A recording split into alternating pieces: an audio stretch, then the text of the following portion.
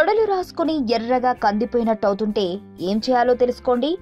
రోజులో ఎక్కువ భాగం నడిచేవారికి, శారీరక శ్రమ ఎక్కువగా చేసేవారికి, చెమట ఎక్కువగా పట్టేవారికి సాధారణంగా తొడలు రాసుకుని మంట పుట్టడమే, ఆ ప్రదేశంలో నల్లగా లేదా ఎరుపుగా కందిపోవడము జరుగుతుంటుంది.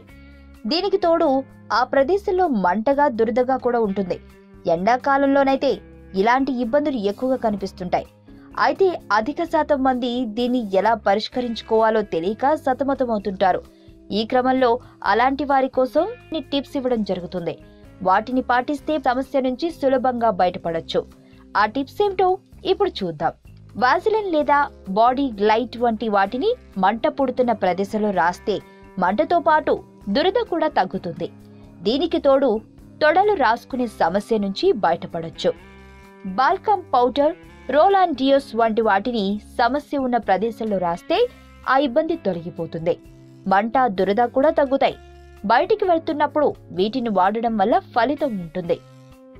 మహిళలకైతే స్టాకింగ్స్ వంటి ప్రత్యేకమైన దుస్తులు అందుబాటులో ఉన్నాయి. వాటిని ధరించడం వల్ల తొడలు రాసుకునే సమస్యల నుంచి బయటపడొచ్చు.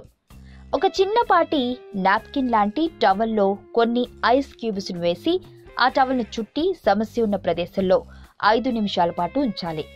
కొంతసేపు ఆగిన తర్వాత మళ్ళీ అలాగే చేయాలి. రోజులో ఇలా ఎక్కువసార్లు చేస్తే సమస్య నుంచి ఉపశమనం లభిస్తుంది. కొద్దిగా కలబంద గుజ్జును తీసుకుని సమస్య ఉన్న ప్రదేశంలో రాస్తూ ఉన్నా మంట, దురద వంటి ఇబ్బందులు తొలగిపోతాయి.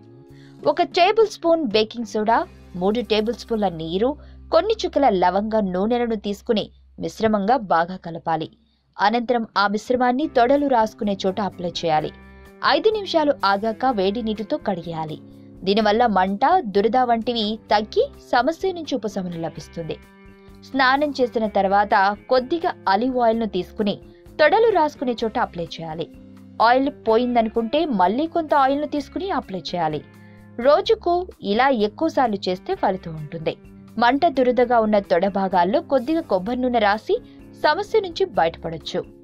వార్తావాణి న్యూస్ ఛానల్ ఎప్పటికప్పుడు రాజకీయ, సినీ విశేషాలు, స్పోర్ట్స్ మరియు సాంకేతిక పరమైన మరెన్నో విషయాలను మన ముందుకు తెస్తుంది. మరింత సమాచారం కొరకు వార్తావాణి న్యూస్ ఛానల్ ని సబ్స్క్రైబ్ చేయండి.